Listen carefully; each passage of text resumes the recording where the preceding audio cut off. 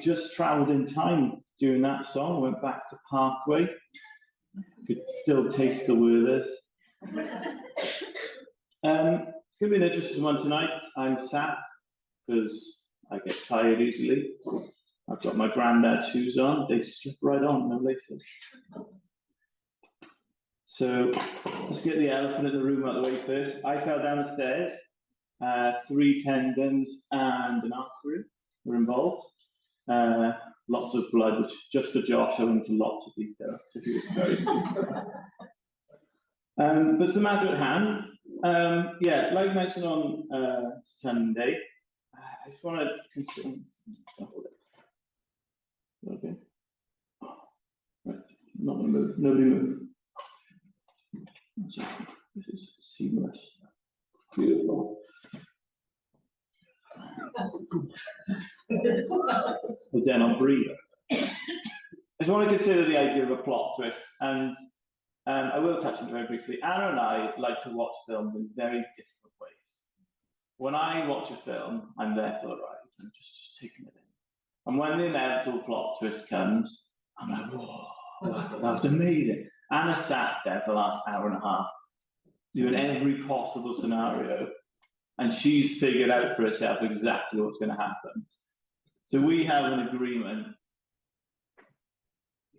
Okay, we have an agreement that she's not to say anything during the film, because 9 out of 10 times she's right, and it's really annoying because the plot twist comes in. And sometimes it's the most obvious. I could be watching Bluey, and I'm like, whoa. But there's 2 characters, possibly 4, depending on how long you'll have me, that I want to sort of touch on tonight. 2 of my favourite characters in the entire Bible, one of which is my actual favourite character in the Bible. Oh, it's not Jesus. The centurion at the foot of the cross, if you recognise that picture, then you have a good upbringing. That is from the Miracle Maker. Big up Ralph Fiennes. And Nicodemus, which that's a shot from the Chosen, which is actually what inspired me to include him in this. And these are 2 characters which I just think just personify this idea of a plot twist. All these sort of synonyms for a plot twist were there. This idea of unpredictability, it's a surprise, it's winding everyone up. All crying. I'm just going to carry on. Just this idea that you just didn't expect it. And the way I like to engage in film and reading books and that kind of thing, it's such a surprise, it's all the more for it. And if you know anything about me, I live for context, fully understanding why things happen and what the... Right, you're there now. You're not to move. So we're going on a little bit of a history lesson. So I hope you had your coffee, because it's going to be there for you. First of all, a map. This is a map of the Roman Empire around the time of Jesus, during his birth, just after. And you can see the bits in red. What's classified as the Roman Empire that the Romans had direct control over. And the pinky ones, when they're there, are what's called client states. And as you can see, Judea was a client state. Now, these are areas of land that are of strategic importance to the Roman Empire, but they're not worth investing actual resources in to manage themselves. So mostly you can see that the areas that sort of connect other parts. So Mauritania connects you into Africa, but Judea was basically the highway into the breadbasket that is Egypt. Egypt fed a lot of the Roman Empire. They needed that land access, but Judea isn't a very good, wealthy country. So they were like, there's no point, we'll just have King Herod the Great, who is a puppet king, and he was in charge of Judea. So everything that's got colour, other than the yellow, because that's Syrian, or not Judean, was under the control of King Herod the great king. Then, when King Herod dies, his land is split into 3, ignore the green, split into 3 among his 3 sons. You've got 3 what's called tetrarchs. There's going to be a quiz at the end, so. and they split across. And all was fine. The Romans were happy with it, happy days. Then the pink bit, which is what we see as Judea, Jerusalem and Samaria and all that jazz, is under the control of Herod Archelaus, and he's useless. He's so incompetent that not long into his reign, there was a revolt, and the Romans weren't pleased with that because this is meant to be, like I said, this super highway for food, and the people living there aren't happy. So the Romans removed Herod Archelaus and put in their own governor. They sort of had their arm twisted to bring their own rule into Judea. And that's how we get Coponius and then ultimately Pontius Pilate. So when you see Pontius Pilate, the crucifixion, that's how he's there, because King Herod the Great's son is useless at his job, ultimately. And around all this time, there was this census from Quirinius, who was the governor of Syria. Oh, this is so much fun. I love that. So Syria was under direct control, and the governor had a census of Judea, so they knew how much to tax the Judeans, because that's all the good stuff. The Judeans, or at least a religious extremist group of the Judeans, took not so kind. Is that right? They didn't take too kindly to it and revolted against that. It was very quickly quashed because it's the Roman Empire. But that group, you might recognize the name as the Zealots. So when you hear of Simon the Zealot, that's where that group of people came from. They were very extreme in their beliefs, and they really didn't get on with it. So what I wanted to do is paint you a picture of what Judea looked like in a political, social, cultural, religious landscape when Jesus decided to join. Okay, so it's not like, you read the Bible and you're just like, oh, the Pharisees didn't like the people, and the Romans were the bad guys. It was really complex. The Judeans weren't having a good time, and Jesus just slides in all amongst this. Now, so building on this picture, we've got the Roman attitude towards these Judeans, are a group of people who we just took over, and they couldn't even manage themselves, and so we've had to come in and sort them out, because they're just so unruly and unorganized. Then let's look at what a centurion is, because this is all just to build this picture so you fully understand how ridiculous it is when he says what he says at the foot of the cross, because we know what's coming. No spoilers.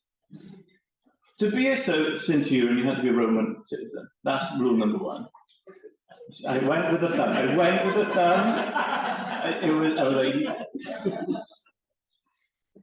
You had to be at least 30 years old, and you had to have a letter of recommendation and at least, I think it was 20 years, maybe 25 years experience. So this wasn't a position that you could easily get just from daddy being a powerful guy. If that's sort of the picture I'm trying to paint. This is a Roman man who is not new to the face of war. He's not new to life outside of Rome. He's not some green rookie. He knows what he's on about. He's from Rome. He's a Roman man. And he's in command of 100, what normally would be legionaries, who are, again, Roman citizen troops. I'm in an hour about whether this centurion himself would have been in charge of Roman troops. Again, because of the lack of importance of Judea, they may have conscripted Judean troops and sort of contracted them out effectively. It's not sure. If you ever work with contractors, so if any of you aren't, it's not always the smoothest ride. So you paint this picture of a man who's totally Roman through and through, looks very sort of down on towards these Jewish people, sort of not disgust, but sort of disdain. Who are these people? They can't manage themselves. They're just infighting, hate each other, hate us. What am I doing here? And then all of a sudden, he says, truly, this Jew, this random, it's not random Jew, he's not a random Jew, but this Jew, some Jew on a cross, is the Son of God. And again, don't think that this is going to be his first crucifixion. It's not like this centurion's like, first crucifixion, wow, this guy's amazing. This guy was doing it day in, day out, just chilling them out. Pretty much it. But so then to see yet another crucifixion, it wouldn't have been yet another because they had the whole, all the kicking off of the Pharisees and everything. But for this Roman man to stand in front of this cross with all this backstory that you'd expect, the other soldiers are taking lots for his clothes. That's the attitude you expect. This kind of like, I don't want to chill him out. And then all of a sudden, the guy in charge, who you'd expect to be the most toe in the line, to be, or actually, at worst case, recognizes him as a deity, based on what translation read. At best, the Messiah. And for me, this is why he's my favorite character. Just that idea that this man is so, the juxtaposition, the subversion of expectation you have when you stand there and look at that scene. It's so easy for us to, like, especially those who, all of us who've just grown up with the Bible, and he's always in the story to say, well, yeah, he's just doing the cross. Wow, amazing. But with that full picture, Rome is not just some entity that exists within this scenario. It is a big player. There's loads going on. There's civil unrest. The Romans aren't particularly happy with the Judeans. And yet this Roman looks at one of the Judeans, one of the Jews, and says, oh, hang on a minute. This guy is the one.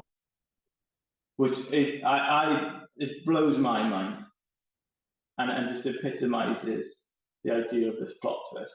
And then I want to build on that. So we've got more history. So we've got this Roman centurion, and that's amazing in and of itself. And when I asked Ed, I said, "Oh, I want to do a reboot because this whole idea of the Roman centurion is amazing." And then I watched The Chosen, which, if you haven't watched, is an amazing depiction, and really it sort of leaned me towards the story of Nicodemus. I totally appreciate it's not necessarily canonically correct, but it's such a beautiful illustration of Nicodemus's journey. And I just had to find out more. I had to do more research into Nicodemus. And again, this countercultural decision and series of actions that he makes. So again, I'm going to paint a quick picture, if you may. Pharisees, Sadducees, and Herodians. This is all the good stuff now. Because up until really researching this, the Pharisees and the Sadducees were the bad guys to me. I mean, they're not great now. But that was it. You just look at them, they just, they give up Jesus a hard time, try and trip him up. Oh, the bad guys. And when you fully appreciate that picture, I think Nicodemus's actions are just even more incredible. So you've got the Pharisees and the Sadducees, who are two religious groups within Judea, and they have some serious disagreements. So first of all, culturally, Sadducees were quite open to Hellenization, which is the Greek culture coming down from the north and opening up into that sort of the Greek stuff, whereas the Pharisees are very like, no, we are the nation of Israel, we are the tribe of Judah, this is our go away Greeks, effectively. Then they have several religious differences. The Sadducees put a lot of emphasis on the sort of rites and rituals of the temple, whereas the Pharisees were very much Mosaic law. This is the law of Moses. You see that in sort of what you read. We stick to what we're taught, don't. And when I say, and then with the acceptance of the oral Torah, so the oral Torah, you've got the written Torah, which is the books of Moses. So the Sadducees are like, well, this is it. Whereas the Pharisees were more open to what's known as the oral Torah, a bit more around that, which is sort of effectively, to put it in layman's terms, is tradition. Traditional laws and customs that we would do, they're not necessarily being written down, but being passed on through generations. That kind of thing, that was a disagreement. And then the idea of the resurrection, there was significant differences there. This sort of clash was made worse by the Roman conquest. The Sadducees were not mostly, but made up more of aristocrats who, if you know anything about history, generally benefit better from conquest, being conquered, than your normal working class man. And so the Sadducees were more sympathetic to Roman conquest because it wasn't actually that bad. Well, it was, but it wasn't. It wasn't as bad as who the Pharisees were much more of the common man in terms of where they were from. Then, to just make things even more just ridiculously wild, you've got the Sanhedrin, the priests, and the teachers of the law, which are a combination of the both. So they totally disagree on a lot of things, yet they both are on these councils and these groups of people that implement the laws and make sure that they're taught right and implemented correctly. So you can imagine the absolute carnage that would create. And then to add to the mix, you've got the Herodians. So there's sort of two schools of thought of what the Herodians were. They were either soldiers from Herod Antipas, which is north, which is the Galilean area that one of the tetrarchs was. Stay with me, we'll go in all right. And then, or they were a political party of their own thing. History was pretty vague back then in terms of non-biblical stuff.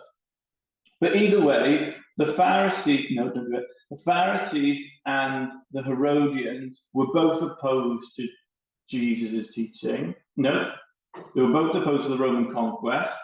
The Herodians were opposed to Jesus because he was named King of the Jews, which is what Herod the Great was. So that's why they didn't like him.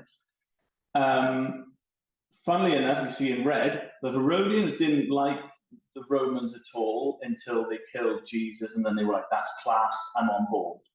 And now they were best friends. So, top guys.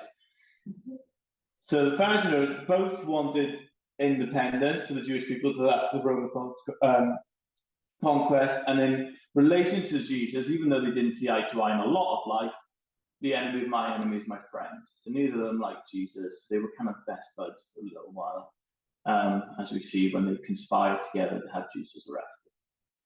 So what this creates is this amazing, really, straightforward situation where you've got this web of groups of people who just don't get on, and they have their own sort of ideals, and they feel very strongly about these ideals, and it's just a mess. And Jesus is like, right, now's my moment. And when I was reading it, you picked that the moment, didn't you? Could have waited for things to calm down. No, this is it. And so within all this, it's very dangerous to not toe the party line, to put it in modern terms. If you're in the group of Pharisees, you are a Pharisee, and that is how you do it, because no one else likes you, so your Pharisee friends better like you. And so what happens is there's a small subgroup of Pharisees that did believe Jesus' teaching. Nicodemus wasn't totally alone. There were a few others that named in the Bible. But like I said, it's a very dangerous belief to have, and to sort of poke your nose out and say, to put your neck out and say, oh yeah, this is what I believe, is not just political suicide, probably just asking for your head, literally. And so for Nicodemus, who is in the Sanhedrin, who's on this joint council of carnage, so he's very well looked upon from the farcical more like, Pharisee group, and we're all weak. But he saw Jesus was, he believed what Jesus was, he saw what Jesus was teaching, he's like, I've got to know more. And that's so when we read Nicodemus met him at night because it was dangerous, I want you to appreciate that, again, not just take that at face value, to understand the context, to understand the political, social, cultural, economic climate in which he was making that decision. For someone to have seen him actively consulting with Jesus,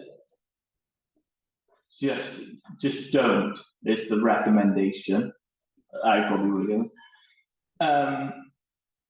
And not only did he, what I found amazing is the other references to Nicodemus in the New Testament, in the Gospels, is so he saw Jesus, he's met him, he sees him early in John. And then later on, when they're trying to get Jesus, and Nicodemus, again, can't directly say to the Sanhedrin, whoa, no, this guy's all right. But he cleverly tries to be like, whoa, shall we take a second about this?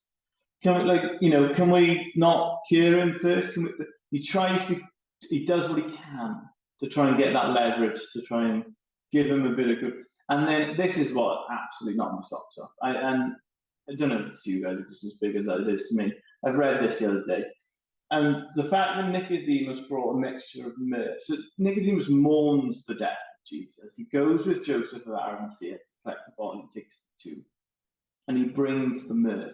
And for me, that is massive, because every Christmas, when we do our nativity, we make a big fuss about the fact that there was myrrh brought by the Magi. And that is rightfully so, we make a fuss, because he was born to die. But the fact that a member of not only the specific group that would had him killed effectively, but this member who had sort of minorly rebelled against this group, really risked it all to not only consort, but he's now all pretty much publicly mourning the death of Jesus, brings the same myrrh, which I might blow a torch, but I just think that's just ridiculous. We talk about the Bible and all, you see that diagram of all the links and all the references, and then you see Nicodemus brings a myrrh, and I'm just like, you can't make it up. If someone wrote that, something like that, it's a bit far-fetched. No, let's be honest. And those two men, I just wanted to bring tonight, and I've got some other points to make, but I just really want to press this, how ludicrous those two characters are. Because you read them, and especially the centurion, it's one verse. You just read it. You're invested in the crucifixion. You read, oh wow, yeah, all right. And it's dark. And the centurion said, oh, the streets are not. Wow, that's amazing. Oh, and then we go on this. That one verse, in its context, is stupendous. Oh, that's a great word, that. And then you have Nicodemus then, in his own right, in his own situation, against his own culture. You've got two major cultures, and out of them come these two men. And I can't express how blown away I was. And that's why I spoke to her. I was like, hey, I've got to go. It's absurd. And I think what I want to take from that is just appreciate that, appreciate these men for who they were and what they did, but also, what can we learn from that? What can we take away from that? And one thing that came to me was this idea that when you hear someone say, or you read that God can use anyone for his plans, and God can reach anyone, and he can fulfill his plans through anyone over whatever odds, the meek and the lowly come to mind, and this idea of David versus Goliath, Daniel and the lion's den, they're at the front of your mind. It was the first thing. But in a modern society, I find that really difficult to relate to.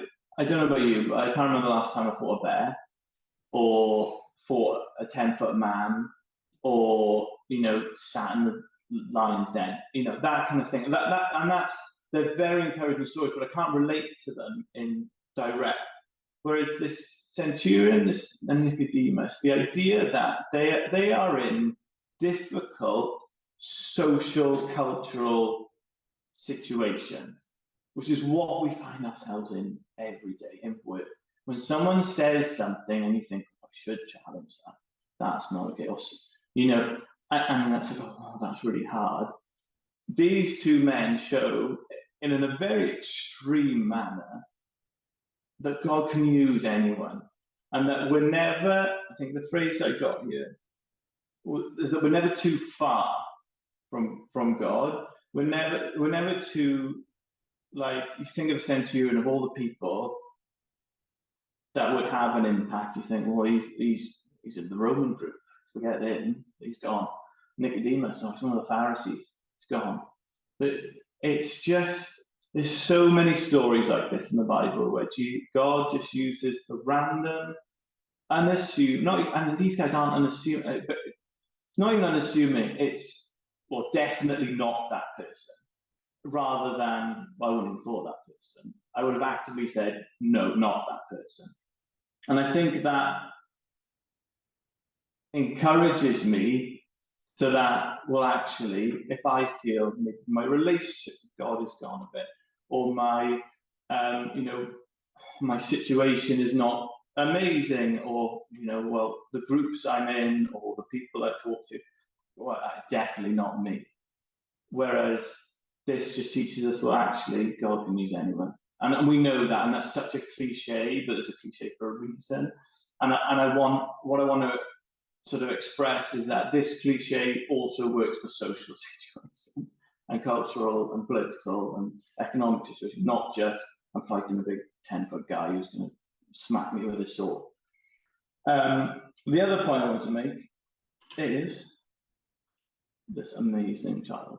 Honestly, maybe the best baby I've ever seen. Don't think that was me. And what I actually have this picture linked to my home screen on my phone because it encourages me. Because when I see this picture, I think of a child who has the world ahead of him. And when you see a baby, like Ellis now, and you think the world is oyster, and you ask a child, what do you want to do in the future? What do you want to do when you grow up? And you get the most ridiculous answers, like nurse, teacher. Okay, that makes sense. Astronaut, dinosaur man. All right, but like the word is potential, and that's the word I think about a lot, and I think potential. What's the potential? And as you grow older, that word potential becomes less prospective and more retrospective. More, did I fulfill my potential, rather than what potential do I have? And what I want to bring it here, the centurion and Nicodemus were not young men.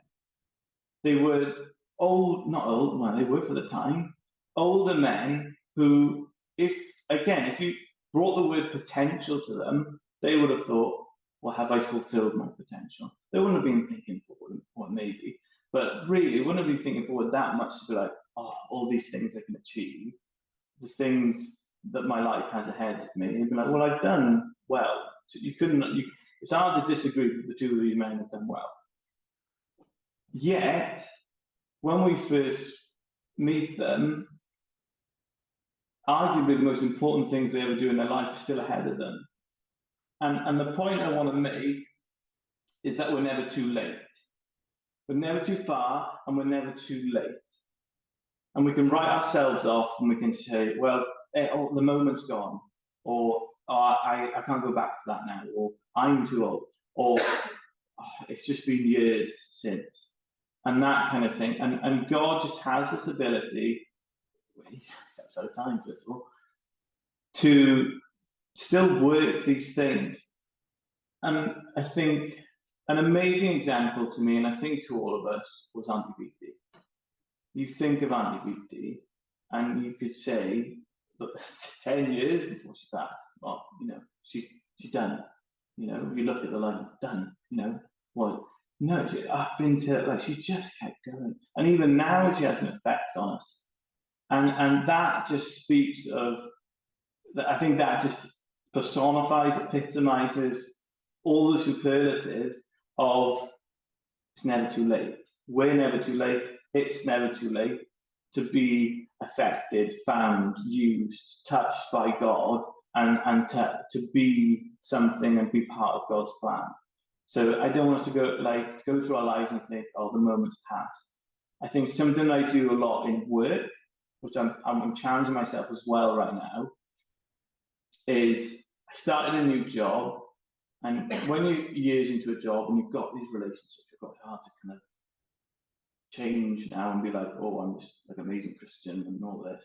And you're like, oh, it's too late now, next job. I'll, when I start fresh. And then when you start a new job, you're like, oh my gosh, I just want to start my job and figure out how to do work and get on with these people. It's not really. And so I have always made the excuse, I think, is the best word, even with my colleagues now, it was like, right, am I being a good sort of beacon of Christ? And if I'm not, what's my excuse? Well, it's normally been when it's too late now. It'd be really weird if I just started. It would be hypocritical. It'd be really weird if I just started being like, no, I can't do this, or I'm not that person. But it's never too late, and I think that's a challenge, and it's also an encouragement to know, well, actually, I still can do these things, and I can still be a conduit for Christ. And there's two, very quickly, and it's literally going to be the last thing I talk about, two other characters. The thief on the cross, I think, beautifully just epitomizes the idea of it's never too late, it's never too far, because literally you look at that guy and you're like, I let you, you're done.